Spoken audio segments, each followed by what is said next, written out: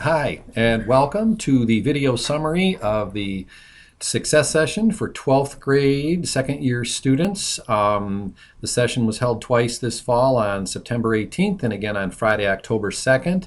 If you were not able to attend either of those sessions, you'll need to view the video. There's a lot of information in here. Some of it will help you in the near future. Others will help your planning so that you get what you want out of the middle college a year and a half from now and then even beyond. So a lot of information. So view and listen carefully. There will be some tasks that you need to do after the video, and those are going to be listed under the video box, if you will, on the page where you'll see it posted. Okay, so when you're finished with the video, or you can look at the questions ahead of time so you know when the answers come up, or you can pause the video and work on it then. Okay, so what we did at the success session, of course, there's always news and announcements. We talked about this idea of leaning in a little bit. In other words, not giving up or backing off when things are getting tough, but leaning in and working harder. And we'll explain more about that, or I'll explain more about that in the coming minutes. We spent a lot of time this session talking about planning for the future, and in some cases it's the very near future, in other words, wrapping up your 12th grade year, your senior year, and in other cases the planning is for a little bit more in the distant future when you're going to earn your associate degree from SC4, and then even beyond as you get ready to apply to four-year universities, which you'll be doing actually about this time next year, which is exciting. So we'll talk about all three of these things coming up.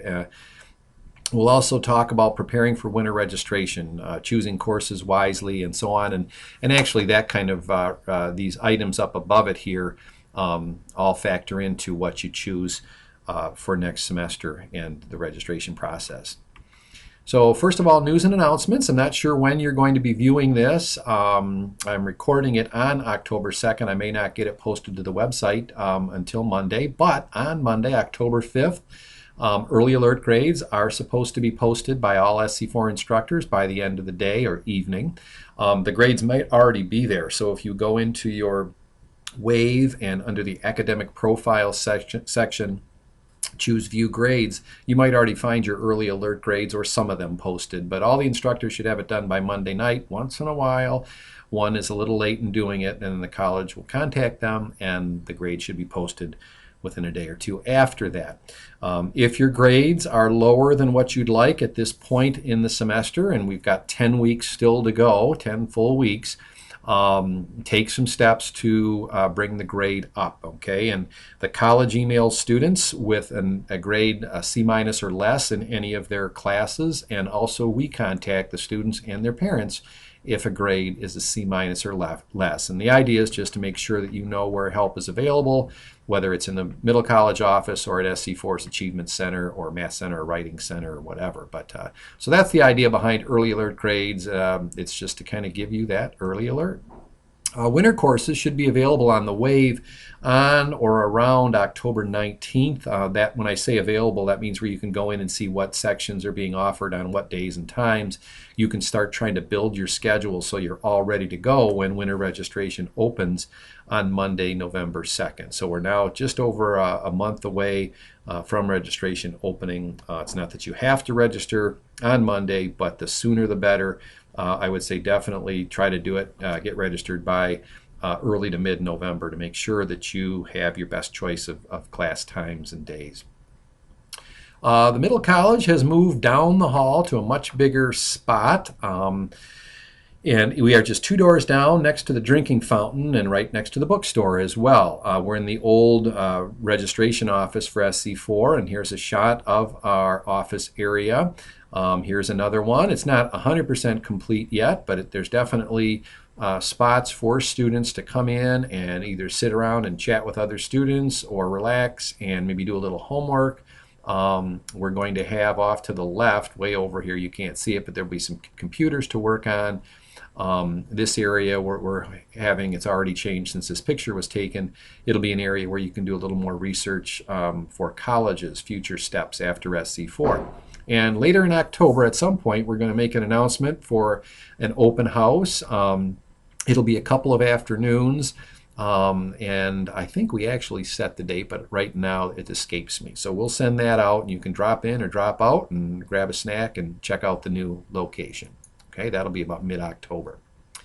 Some important information about what are known as developmental education courses is on this slide. Now, this does not apply to all students, but if you are a student whom based on your Compass or ACT scores place into English 50, English 75, or Math 75, those courses are considered developmental education courses, or sometimes known as DevEd or DE courses. Those courses do not count towards your degree. The credits do not count towards your degree at SC4. They're meant to build up a student's skills so then they can take courses that do count towards the degree, or what they call credit-bearing courses. Now, the middle college cannot pay for a developmental education course. So in these three courses in particular, English 50 or English 75 will cost about $350 to the student or the family. Math 75 is a 5-credit course, so that one could cost as high as $575. And that's if the student absolutely needs to take it or chooses to take it because they think they need that. And in some cases, the student does need that background, whether it's in writing or in mathematics. So, on the other hand, if your Compass and ACT scores from last year place you into one of these courses, there are steps you can take to prepare to retake the Compass test or tests. And you can take just one Compass test if you want. If you just need to redo the math, then you can go in and just retake the math. But we recommend that you do some prep work before going in there. SC4 only allows students to retake the Compass test or to take it a total of 3 times, and they have to take the class that they place into. Most of you have taken the test once. A few of you might have retaken it, but basically we don't want you to use up your 2 retakes, if you will, without doing some preparation. So those students who do place into English 50 or 75 or Math 75, we are looking at who you are, and we're going to email you with some information on how to prepare to retake the test. And there are plenty of supports. SC4 is offering some great supports in the Achievement Center. And then we also have some online support that we can give you some practice and preparation, so you can go in and retake the Compass and succeed. And if worse comes to worse, that you do have to take the developmental ed course, it is something you'll have to pay for, but it is worth it if it keeps you moving on into your other courses and then ultimately to get your degree. Microsoft Office 365, that's available. Now you might be saying, well, what is Office 365? SC4 has made an agreement with Microsoft to distribute their software, including Microsoft Word, Excel, PowerPoint, Access, and Microsoft Outlook, free to students. It's the very latest version of those, or at least the 2013 version. That's the one they're using now at SC4. For the CIS courses.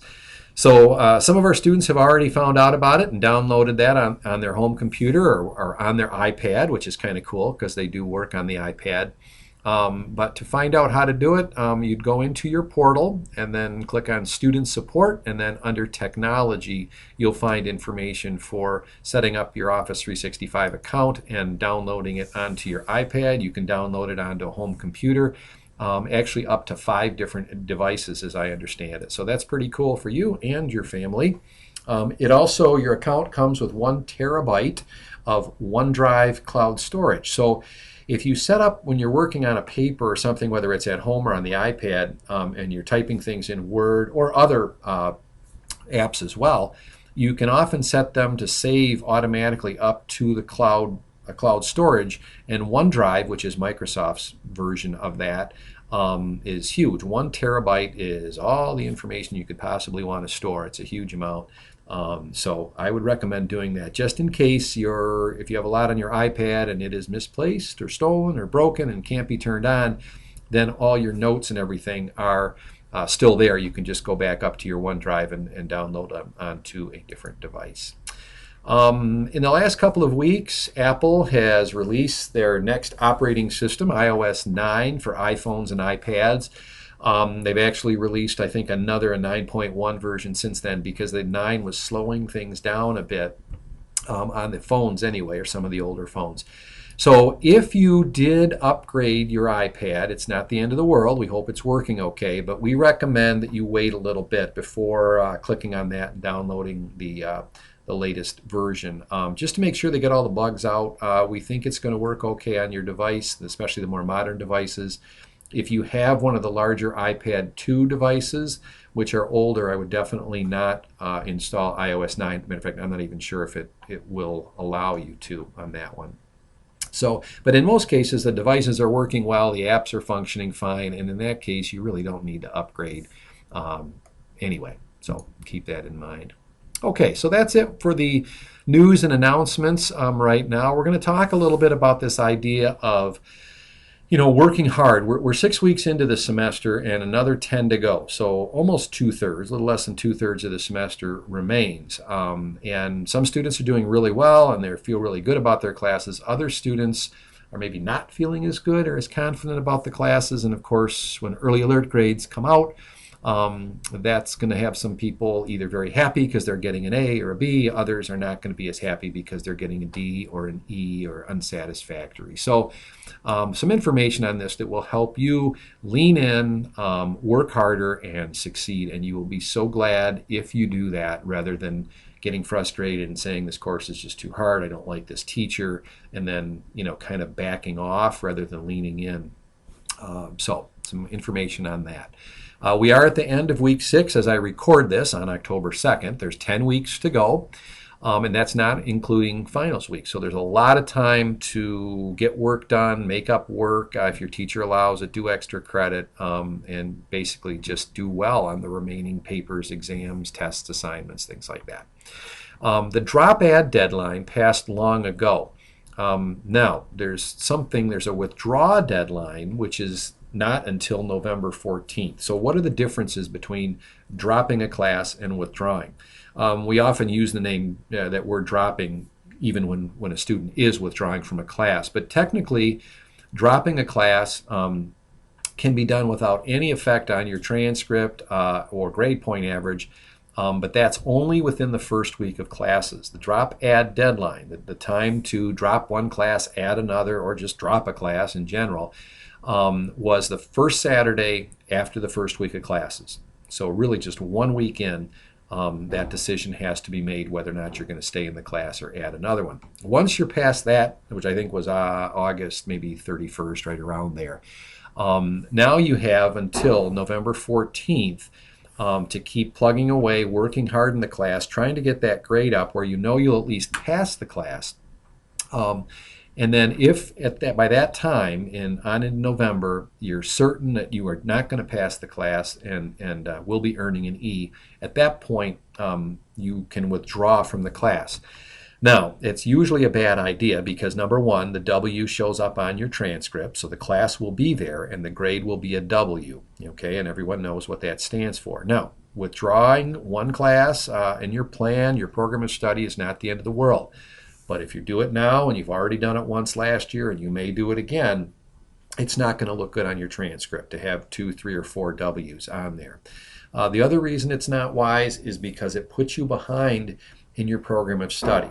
We're going to show you some information in the next few slides, and some of it's really good news about our students that are earning their associate degree, but on the other hand, you're going to see that there's a fair amount of students who are not earning their associate degree when they graduate from the middle college, and usually it's because they withdrew from one or more classes and or failed one or more classes. So usually, especially at this point, you want to stay in the class, keep plugging away. And honestly, it's just, if you don't do that, you're setting yourself up to withdraw the next time as well. It's better to face the challenge, do something differently, work harder, work differently, pass the class. Even with a low grade, you earn the credits and you move forward on towards your degree.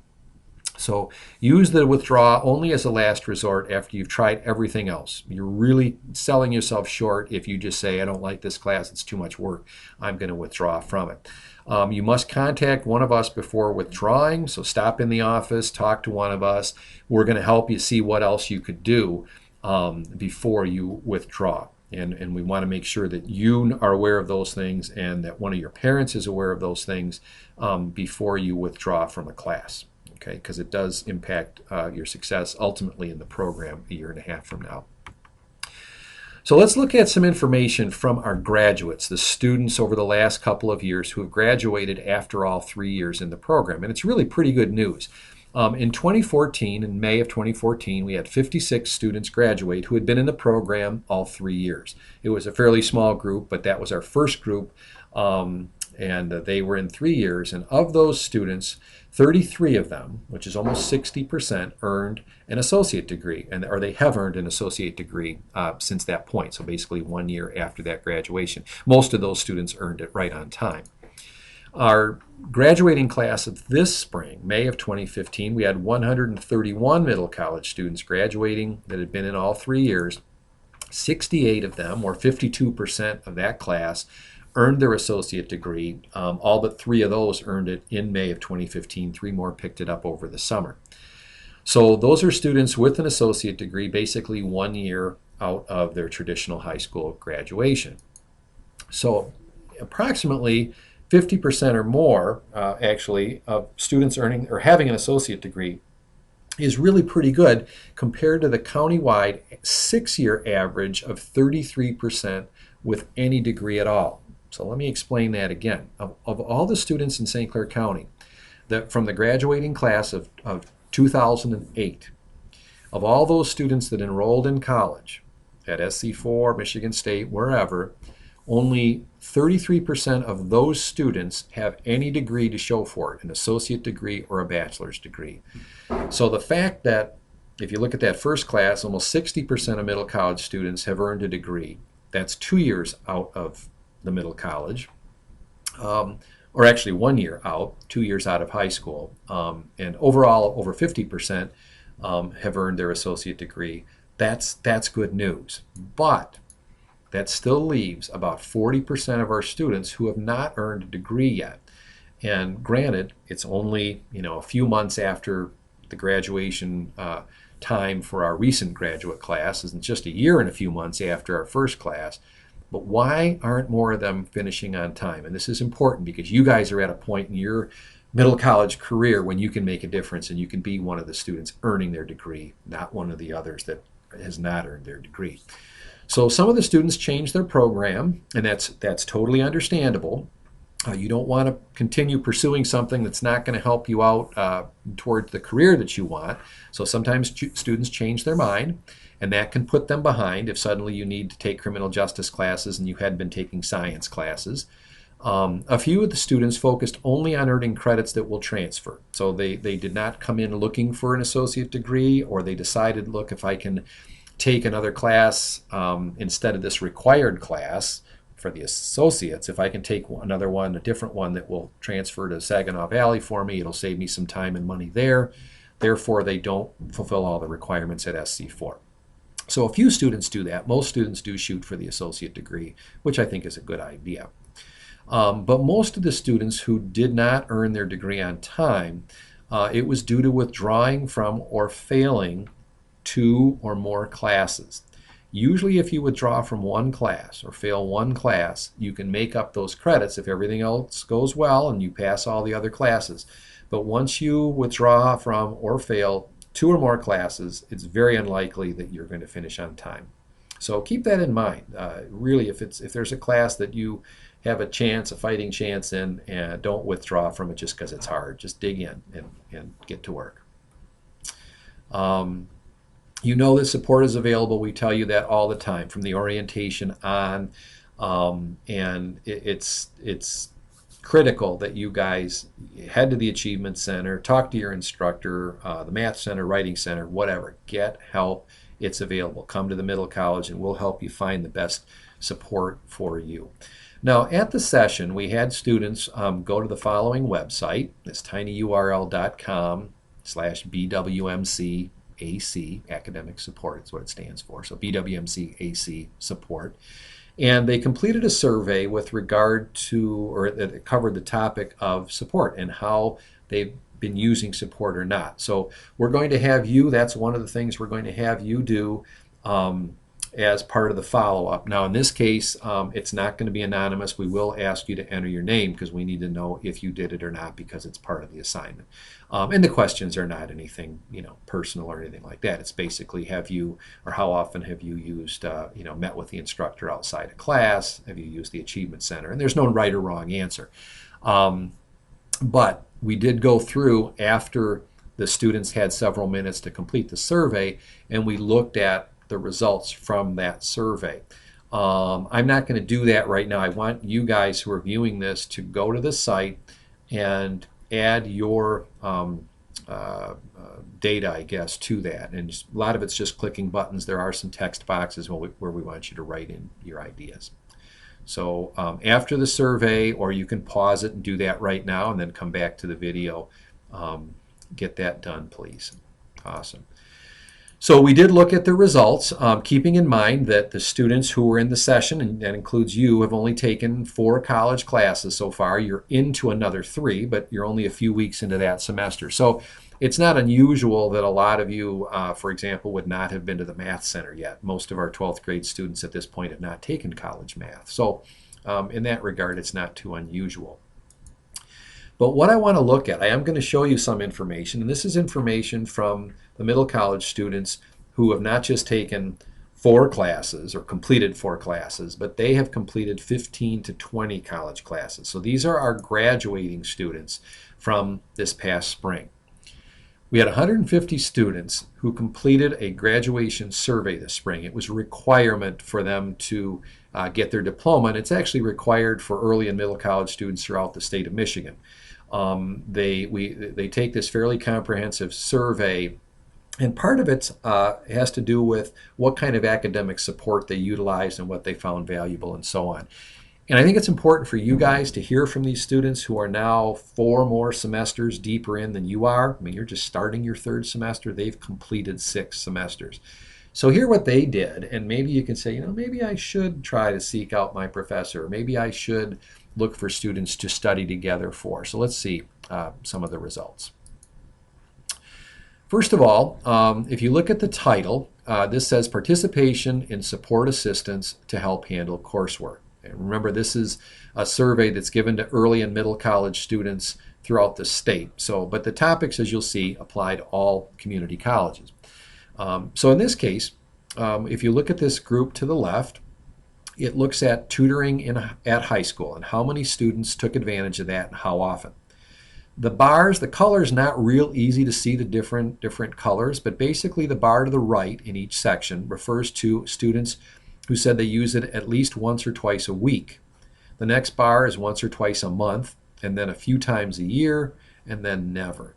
Okay, so this is the high school tutoring. So you can see that even if you go back to a few times a year or more, only about a third, 35% of the students said they use tutoring at high school. Well, if you look at college, again, these are students that have been in college for several semesters, the numbers go up quite a bit. 20% of the students say they use tutoring once or twice a week. Another 13% once or twice a month. So if you put those together, you're looking at 33% of the students were getting some kind of tutoring once or twice a month. And then another 20% almost did it a few times a year. So over 50% of the students were using tutoring. And I guess the message there is don't be shy about walking into the Achievement Center, the Math Center, the Writing Center. Getting some tutoring help is important, and a lot of our students did it. Now, did they find it valuable? This next graph looks at the helpfulness of support assistance. Okay, so the other was the frequency, how many students took advantage of it, and now did they find it helpful? And I think this is important as well. First, we look at high school. So students that found tutoring helpful at high school, there's 40% that said yes it was, just about 20% said it wasn't that helpful. But in college, it goes way up. It's over 3 times greater, the ones who found it helpful than not helpful. 54% of the students said that tutoring was helpful to them, whereas only 15% said it wasn't worth it. And it's inevitable that if you go to tutoring sometime, you might find a person that just can't help explain it, or maybe they don't know what the instructor's trying to get across or whatever. So sometimes it's not going to be as helpful as you'd like, but usually, and the vast majority of students found it helpful, and again, took advantage of tutoring at least several times a year, if not once or twice a week. So the last section on each of these, which I haven't really focused on, is online tutoring. I'm assuming that has to do with online, like Khan Academy or YouTube videos or something like that. I'm not sure what they're referring to on that one. Let's look at another type of academic support now. Again, this is participation. How many people actually participated in it? In this case, we're looking at this group on the left. How many people studied with other students? So this doesn't break it down high school or college, but my expectation is that most of this refers to college because these students have been taking almost pure college the last 2 years.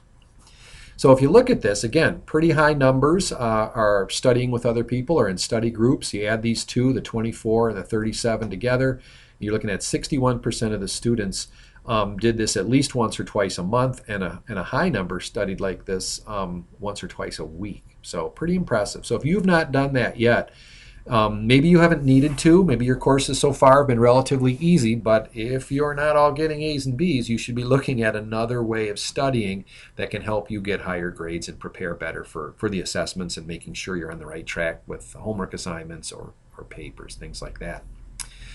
Even another 24% over here. So all but 15% said they studied with other people at least a few times a year, if not quite more frequently. And was it helpful? And you can imagine that if a lot of students are doing it, that it probably is helpful, and actually the numbers bear that out.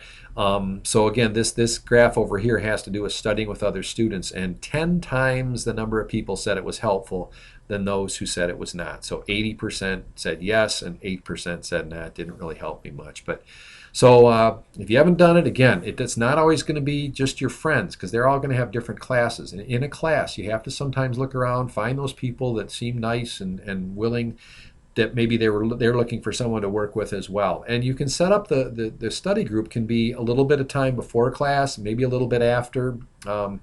You certainly want to do it in a safe public place. You don't want to meet at someone's house that you don't know, and make sure if you do meet somewhere before or after class or something, let your parents know what you're doing and make sure they're okay with it, because we don't want anyone to get in trouble because they're meeting with people they don't really know that well, and it's not a nice public place. Okay. Finally, a little bit of information on participation in other academic activities or supports on the college campus.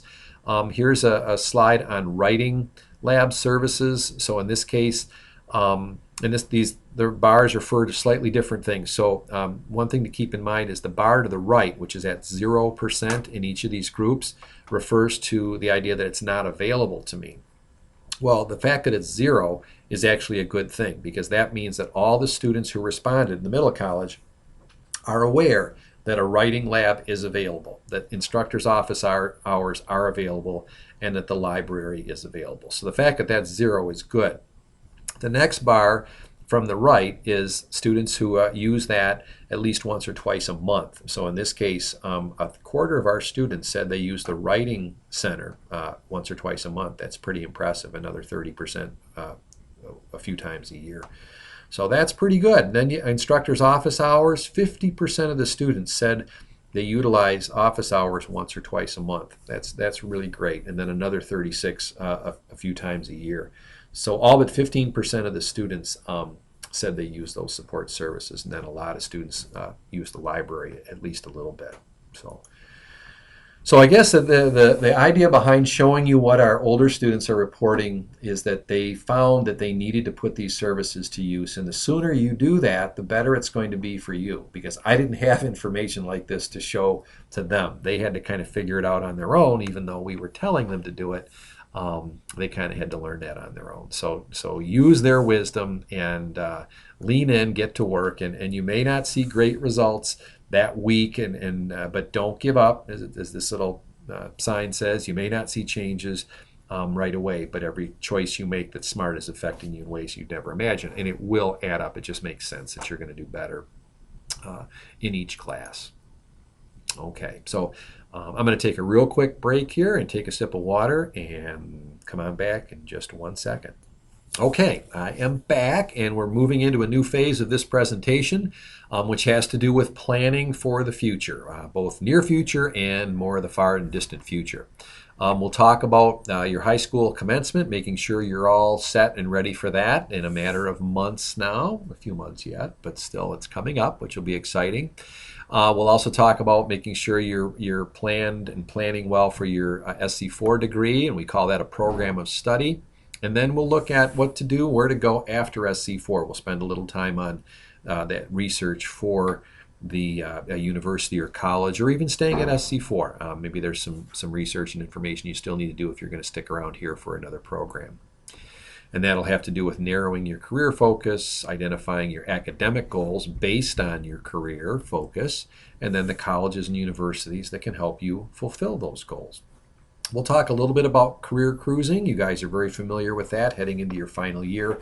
It really can help you with all those bullets above if you choose to use it for that purpose. Okay, there will be some graduation requirements related to career cruising this year. We'll share those not at this session, but later on, just online, digitally or whatever, but then we'll talk about them more in the winter time. So, exciting times coming up, senior year for you guys. Hope you're enjoying the fall, but we know that all or almost all of you want to participate in your partner school's commencement activities, including the graduation ceremony and other activities related to that. And this is a year that you should be proud to take advantage of those things and feel like a high school graduate, even though technically you won't get your high school diploma and be a high school graduate until the end of grade 13. But it's okay to enjoy all those things, have your graduation parties, and so on. One of the things we've done for you, and your counselors would do this as well, is what's called an audit, a credit audit, to see how you are. What exactly do you have? What do you need? So Mrs. Barr, earlier in the summer, went through all of your transcripts, all of our seniors' transcripts, or seniors to be, and looked at the state of Michigan requirements to see what you still needed to complete all the high school graduation requirements. And she put that in a letter, and it was sent home, and it would say, okay, based on this, you need to take, let's say it was in English, maybe it was a semester of biology, or whatever was still out there. You had to either take it at high school or possibly use an SC4 course to meet a high school graduation requirement this winter. So, and either one. And so you receive that letter. We will definitely be glad to talk to you again, or we can resend the letter if you're not sure you remember getting it or whatever. But it was mailed home late this summer. Now, if you need an SC4 course for a final high school graduation requirement, you've got to know that, because you've got to register for it. Make sure you get a seat in that class in just a few weeks. So make sure, if you can't find that letter, if you have questions about it, you contact us and let us know if you're on track to graduate on time. Okay, so that's for high school commencement. Also, you don't need to fulfill elective requirements. So if your high school says all students must have 5 electives in addition to all the required courses, you do not need to do that. You've been taking the college classes. We don't have them treat those as electives, but you don't need the electives. Okay. Okay, so now planning for the near future, your SC4 degree. So this is a little bit beyond the high school commencement this May. Now we're talking a year from May, and hopefully you can get your SC4 degree requirements finished at that time. If not, hopefully you'll be within 1 or 2 classes, and you can finish those either at SC4, maybe even in the summer, or at a university and transfer them back to get your associate degree. Okay. So the things, if you're going to plan, you have to know which degree you want. There are a few degrees that are designed to transfer to 4-year universities. The Associate in Arts, the Associate in Science, and the Associate in General Education, and I'll go into that a little bit later. There's also applied degrees, so we'll talk about that in a little bit. You guys currently are about 22 credits in. Some of you may have 20 credits, others might have 23 or 24, but you're 7 classes in, but there's a lot more to go. So about 2/3 of your degree required credits are still left. You need 62. You'll probably have about 40 more to go after the fall semester. So that's still a long way to go. It's time to make a plan to get her done, because if you don't plan well, you might find yourself a year from now saying, oh, if I'd only taken this class, that would allow me to take this other one that's required, and so on. So you want to plan now for what you need. And we call that plan a program of study. So you should develop one over the next few weeks, and we'll be glad to help with that.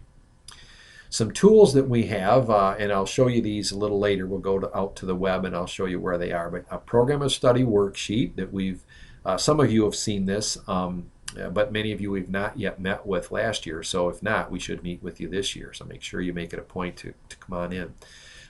There are graduation worksheets for the various transfer degrees like Associate in Arts, Associate in Science, and Associate in General Education.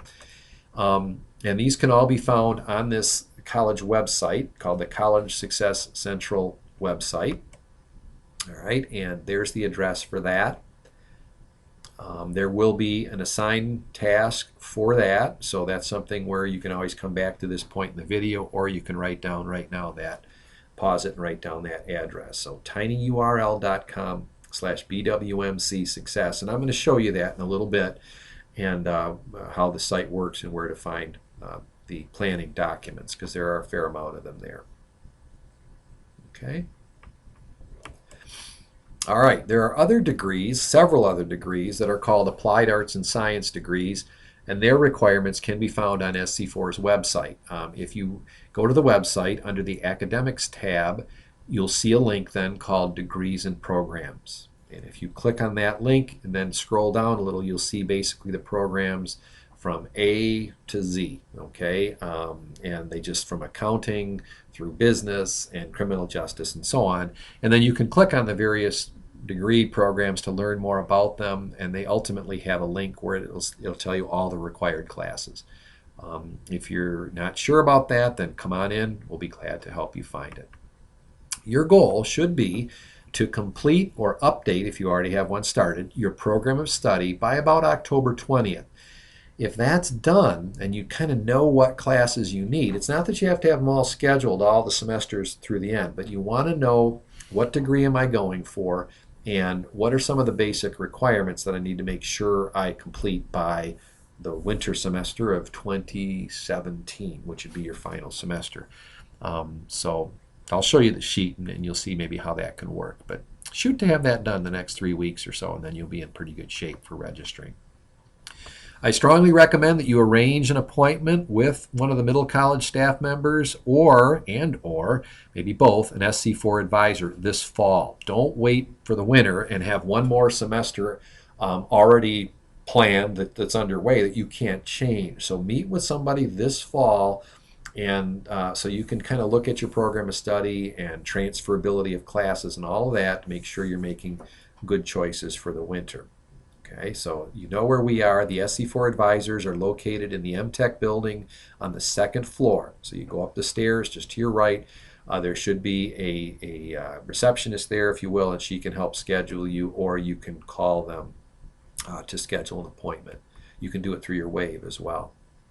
So we'll show you those documents in a little bit, but we're going to go forward even a little bit more in terms of planning for the more distant future, which is the university level. So let's look and see what schools our students, our recent graduates, are at right now. At least they told us this is where they were heading in May. So take a look at some of these schools.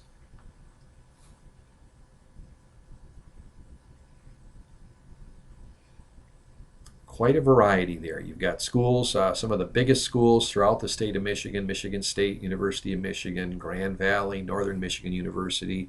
A lot of students returning to SC4 to finish programs or start new ones. There's also schools that are outside of the state of Michigan: Indiana Wesleyan University, Bethel College in Indiana. We have students at universities in Ohio. So there are students at four-year universities all throughout the Midwest. I wanted to show you some pictures, I guess, to kind of get you fired up for some of the universities and places that our students are going. And it's pretty exciting. Some of these places are amazing. If you look at this, dining hall, I'm not even sure which school this is from, but I was just at a meeting at Western Michigan University yesterday, and they talked about a dining hall they were building that would cost $36 million for a dining hall that would serve, many of the students on campus. But can you imagine, $36 million is what they said for a dining hall. So pretty impressive places. A few more photos of just really cool sites from the universities. And so I put this out there now to get you guys excited and fired up for your future. This is where our students, our graduates are heading now, and you will be in their same shoes a couple of years from now. Actually, yeah, I guess it would be a couple of years from now, but before you know it, it will be here. It's very exciting. Overall, our graduates from this spring are attending 32 different colleges and universities, and 2 of our students are in different branches of the armed forces. So it is exciting to see where they go, and I can't wait to hear where you guys are going. And I'm already starting to hear some of your class talk about college visits and so on. So it's pretty exciting. When it comes to planning that next step in terms of going to a different college or university and pursuing a bachelor's degree, you really need to start clarifying your plans a little bit. And now is the time. You're in, I guess the start of senior year. A lot of your classmates are applying to colleges now, so hopefully they know what they have in mind, because they're making decisions of going places that hopefully they know what those places offer and that can help them with their academic plans. But you may be over here right now where it's kind of fuzzy in terms of what you want to do. Everyone is somewhere along this line or continuum from real fuzzy to crystal clear. But what you want to do is move across towards the side that's more clear. Certainly people make changes and they think they want to do one thing and then they find out later that's not for them. But you don't want to stay out there where it's just kind of floating and they haven't done any research, okay? So you want to move along and get clear with your future.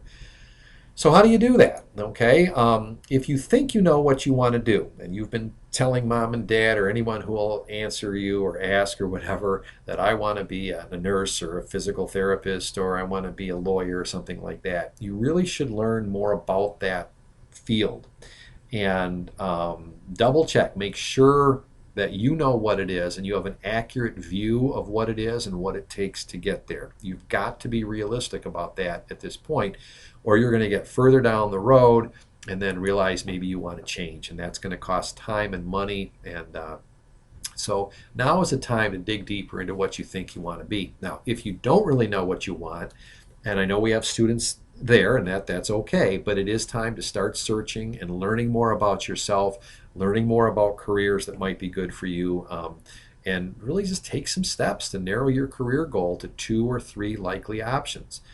Don't just keep saying, I'm not sure what I want to do. You've got to use tools like Career Cruising, use the SC4 advisors. They're good at helping students identify possible careers. You don't have to follow their advice, but at least they'll be able to give you some ideas. As I mentioned, a good resource for clarifying your career and academic futures is Career Cruising. I know that we've had requirements each year that you have to do, and we have some senior year requirements as well.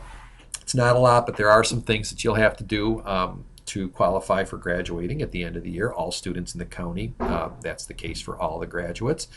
But it's a good tool. If you remember, I'm not going to spend time going out into Career Cruising right now, but once you log in, you can look at, there's a career section, and there's different ways of finding careers that you might be interested in. There's several different ways of doing that, in addition to just searching for that one that you think you want to do. And you can go from there. So it's loaded with good information for career and college searches. We are not going to spend time right now looking at Career Cruising. I do want to take a minute here to go to another site. So I'm going to go out to the internet and have you look at a site called Petersons.com. Because it might be that Career Cruising, you just aren't that enthused with that, even though I would say it is a good site. It really is. But let's go to Petersons.com and take a look at what it offers.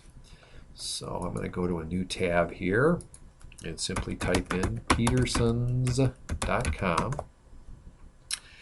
And this is a site, it's going to give you a lot of the same information as Career Cruising. It's a little nicer to look at in terms of aesthetically. There's more to it. On the other hand, it also has sponsor colleges, and so it's a commercial site.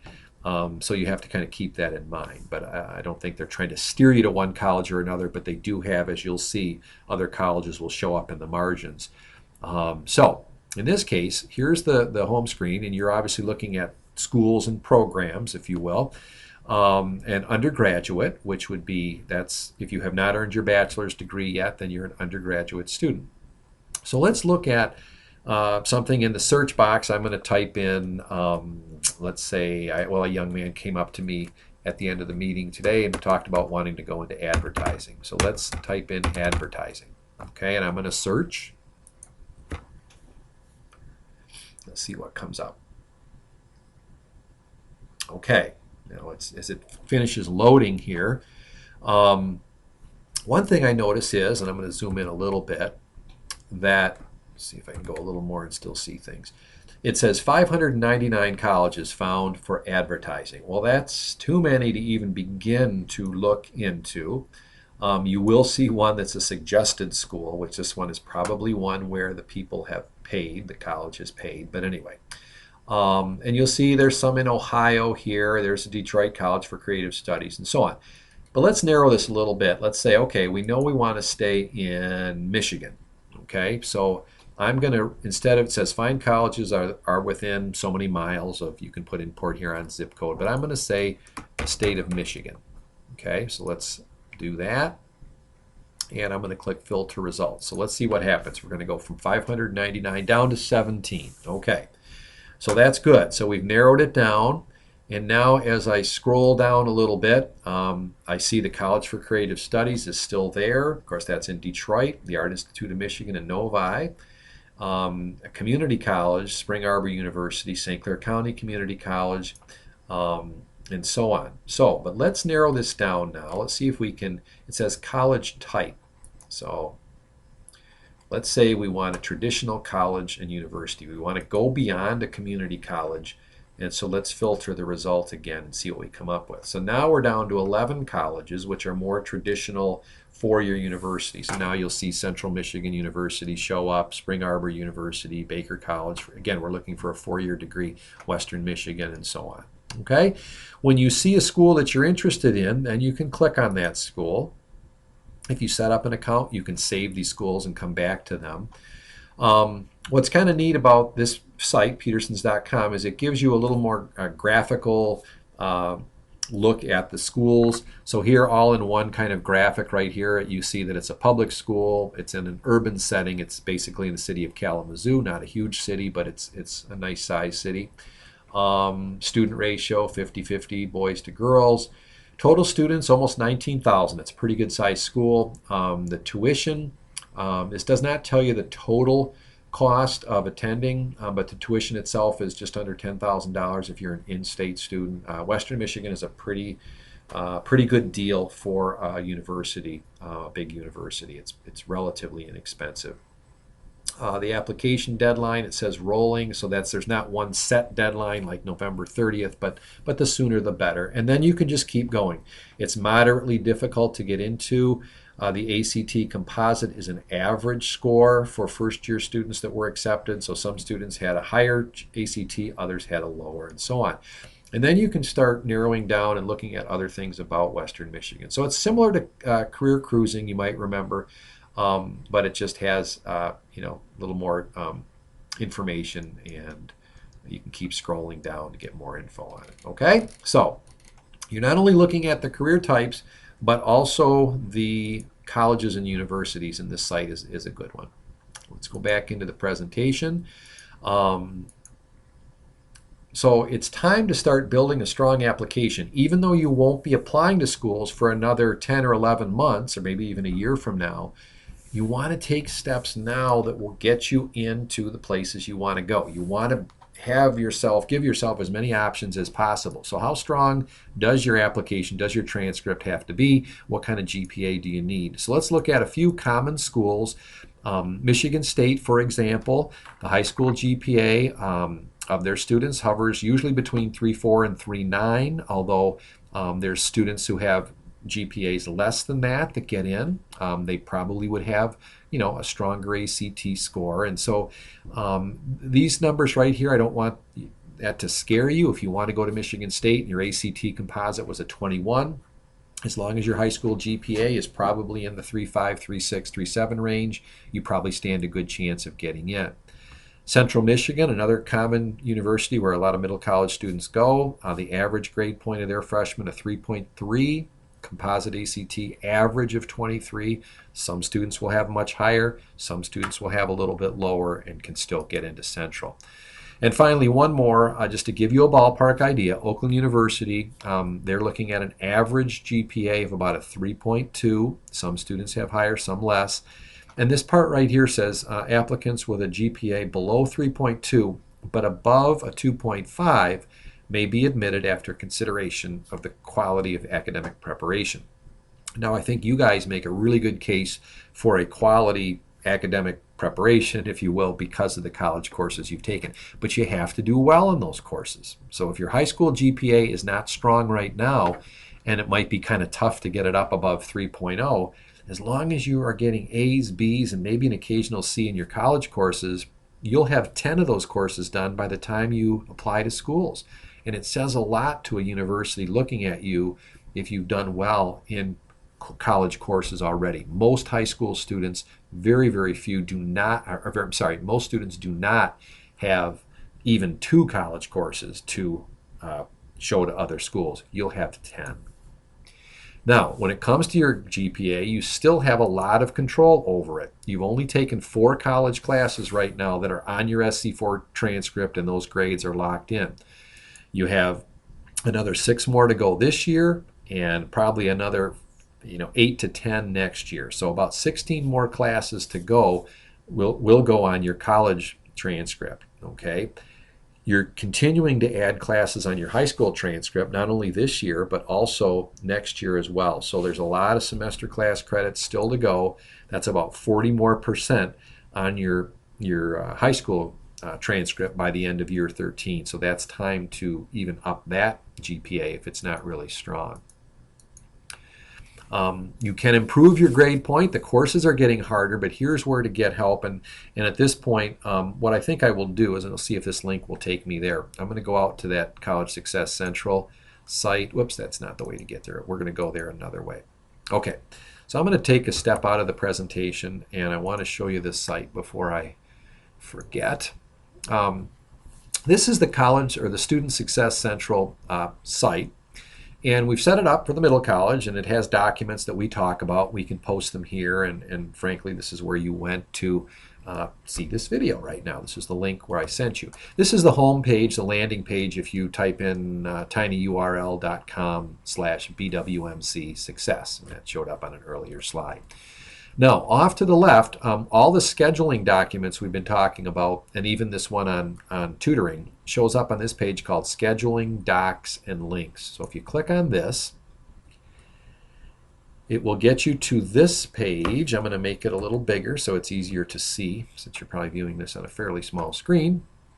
And there'll be a long list of PDF documents or Word documents or Excel documents that you can click to view and even download. If it's an Excel or a Word document, you can then edit that once you download it onto your device or your computer. One of the things that we talked about was the degree worksheets. And we did talk about this last year, so some of you might be familiar with this. But when we click on, for example, the associate degree in the arts, okay, so here's one for the associate degree in arts. This was the year you guys came in, 2014-15. So I'm going to click on that. And this should look familiar to you because we talked about it last year, and in some cases we've sat down and worked with you about it. That is, if it opens. This one, let me try it again. Sometimes clicking on it again will get it to open up. Come on. There it is. Good. So hopefully this looks familiar to you. I'll zoom in just a little bit. Whoa, that's too much. And you can see again the sections like social science, you need 8 credits, and as you start completing classes, you fill in the number of credits, and when you get to the certain number or higher, you've completed that group and you can move on to other things. I'm not going to spend time right now going into all of how to use this, but these are there, and we're glad, any one of us, to meet with you and help you see where you stand now and what you need in the future. So, but these, I guess the point is to show you that these sheets are there. We'll go back to this page, and again, there's one for the science and general education as well. There's also some Excel documents that you can use that Ms. Weimer has put together where you can keep track of it. I clicked on the one for the Associate in Arts. What's really cool about it is, now you do have to download it in Excel to be able to change it, but you can see where she did as a sample, she put in the number of credits for the classes here, and it actually updates this automatically, and it tells you when you're done with this. So to do this, though, you have to actually open it in Excel or download it, save it, and then open it in Excel. So it's very cool, but it's a dynamic sheet. As you enter your plan in, it will adjust other requirements, how much you need, and then you can save it and just keep adding or playing around with it. So those are the Excel sheets that you see. There's a few of those. The program of study template, I'm going to click on the Word version. Again, it doesn't open in Word right away, but it will if you download it. Let's zoom in a little bit, and I've modified this, improved it a little bit. We took off the high school bar. If you remember this, there was a high school section up at the top, but we never used it. So basically, you're filling in your classes. You now have the first 2 semesters finished. You can fill in the first semester of 12th grade, and at the bottom of each little area, fill in the number of credits you have.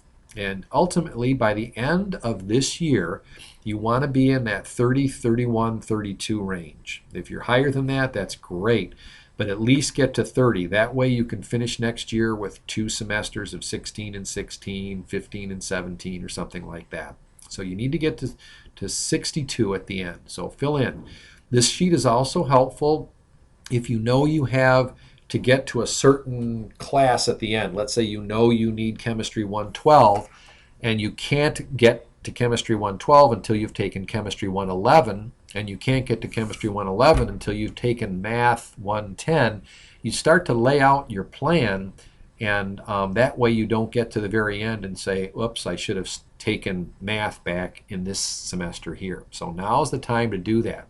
An example is accounting. There are 3 accounting classes, and you have to take accounting 189 before you can take accounting 211, and then you take accounting 212. Those are required for the business degree, so you need to make sure you start that in the winter semester. So check on those things. You can download this, save it, and type right into it, or you just print it and you can write in it write on it with pencil. That's what I often do. Okay, and one final, no, two more things to show on this whole list of files. This is a new document called the SC4 Course Chooser. It's just a tool to get you thinking about courses to choose. And if I zoomed in, I just opened the PDF version. I put an example in there. Let's say I'm thinking about Business 150. I heard about that class, sounds interesting. And so these are some questions that you can fill in and answer. And if it looks like you get a lot of Y's on the row, then it might be one to take. So the questions are, am I interested in the course? Okay. Do I fully understand what the course is all about? In this case, I put, I'm not sure. I need to find out more about it. Does it help fulfill my program of study? In other words, can I use the credits for my degree? Is it required for my degree? So that makes a difference. Do I qualify for the course? Are there any prerequisites? If there are, and I haven't taken them, then right away I know I can't take that class this next semester. Is it likely to transfer to another college? We're not going to spend a lot of time on that today, but that's something to look into. If you want more information on that, come see one of us or an SC4 advisor. The other thing is, will it fit in with my schedule? Maybe it's only offered in the morning and you guys can't take morning classes yet. Do I need to take it now to help me qualify for another class? So this may be one that if this is a yes, it should be on your short list of classes. So use this as a tool. You can list 4, 5, or 6 classes and then see which ones are the best one for you. And again, it's just all about trying to get as much information as possible to help you make the best decision possible. Okay, I'm going to close some of these. Last one I wanted to show you on this list of courses is this tutoring help document. So if you're unsure where to go for help in your classes, this has all the document or the places on SC4's campus. And the first stop should be your SC4 instructor. and then the Math Center, the Writing Center, and the Achievement Center. It has the times they're open, their location. Okay, so that's part of the Student Success Central site. Okay, all right, back to the presentation. We're getting close to wrapping up here. The slide we were on talked about taking the ACT, considering to retake that. Again, this is all about preparing you now when it's time to apply next fall. We can't wait till next fall to suggest for you to take your ACT because it's almost too late to get in that initial wave of applications. The cost to retake it is only about $40. Now that's not a lot, especially if you can bump your score up 1, 2, or 3 points. It can be well worth it.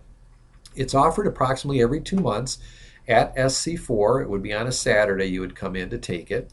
We don't register students for that. You have to do it on your own from their website. And the website is actstudent.org. And from that site, you'll see links to register, when the test dates are, and so on. But a good date to think about, and it's not right away, so you don't have to worry about it, is next June. June 11th, 2016 is a Saturday. You'll be out of college classes for over a month by that time. Commencement will have come and gone from high school, so you'll be kind of finished with that. Your high school classes will be done, and then you'll have a couple weeks to actually prep and do a little practice before you retake it. So I think that's a good one, and you'll get your results over the summer, which will be great in terms of timing for your applications to colleges. Now, is it worth it? Is it worth gambling $40 on that? Here are some statistics from the ACT folks. How students will do. 57% of the students who retook the ACT increased their composite score, so almost 60%. 21% had no change, and there were 22% of the students that actually decreased their score, but that's okay because they'll take the best score. If you slip a little bit or drop, it's not going to hurt you, but chances are you're going to do a little better, especially the more you prepare. So the final slides are on winter registration, some important reminders. 3 classes you'll be signing up for. Refer to your program of study, get that done. Consider transferability. Again, that's a whole big topic. We've talked about it in the past, but it really gets more important now. Part of that involves knowing what you want to do and where you want to go. You should have 2 or 3 colleges in mind before we can really look at will courses transfer. Most of what you're taking should transfer, but if you really want to maximize the number of credits, and we want to help you do that, you've got to come talk to us or talk to an SC4 advisor. Consider your college prereqs. We talked about that already. Any final high school graduation requirements, this is your last chance, this last semester coming up, to get that done. Do you meet the prereqs for future courses? Do you need any classes for your high school graduation requirements? Okay. We've shown you the scheduling docs and links page. I did that just now, the graduation worksheets, program of study, and the SC4 course chooser. Important steps. We're not going to see you guys until registration has passed. The process is the same through your portal and ultimately through the WAVE. Mrs. Burse is going to be talking to our 11th graders later this month, and we're going to post a video of her going through it again. We do that, done that every year, and we can link you to that. Matter of fact, the video from last year still exists. So if you're not sure how to do it, just check that video. It's posted on the Student Success Central site, and you can see all the steps in it. But key things to remember: you have to verify your academic program. Each semester you have to do that, or it will not let you register. You can use the schedule planner tool to find classes that fit with the other things in your life, school and work and sports, but remember, the schedule planner does not register you for classes. So make sure that once you get those sections that really work well, it looks good, graphically you can see how they fill out your week, you've got to take that schedule information, the section numbers or the synonym number, and then transfer that over to the registration pages. Registration opens at midnight on November 2nd, so that's actually a Monday morning, so 12:01 in the morning it opens. Make sure you complete the process. Don't click submit, walk away, close your computer, go to bed. You have to make sure everything went through successfully. Double check that the courses you wanted are on your winter schedule. There's actually a link on that Student Success Central site that says, "Am I registered?" And if you click on that, it'll tell you how to make sure that you're registered. Do not schedule a class that starts before noon at SC4. 12 o'clock noon classes are okay. Do not schedule one that starts before noon. We do check registrations on that. Now, if you find a class that works and it's an 11:30 in the morning class, there are a few of those, contact us ahead of time to ask and make sure it's okay. Students who are at Port Huron High or Port Huron Northern, if we can confirm that they do get out in plenty of time to get here on time, we'll approve that. We will not approve it for students farther out. It's just too close, too difficult for you to get here on time. If we find one that's not approved and it starts before noon, you will have to drop it and choose another, and that you might find there's no other good option. So from the very beginning, look for classes that give you time to get here. You cannot be dismissed early from any high school classes or arrive late to any SC4 class. Okay, we don't care how nice your teacher or understanding, we're not going to have you do that. Okay, so that is it. A lot of information to process. I can't recommend enough that you contact Mrs. Barr, Ms. Weimer, our student advisors, or me or Mr. Ruiz for a meeting to go through this in terms of making sure you're on the right track. Send us an email, give us good days and times that you're available. We'll let you know when we're available, and we'll schedule a good 20-30 minutes to sit down, make sure you're on track. Okay, otherwise you're just you can do it on your own, but we'd rather meet with you and make sure you're on the right track. Okay, so thanks very much. I'm not sure when you're viewing this, so maybe it's a Tuesday night, but either way, I hope you have a good next weekend whenever it comes up. Thank you.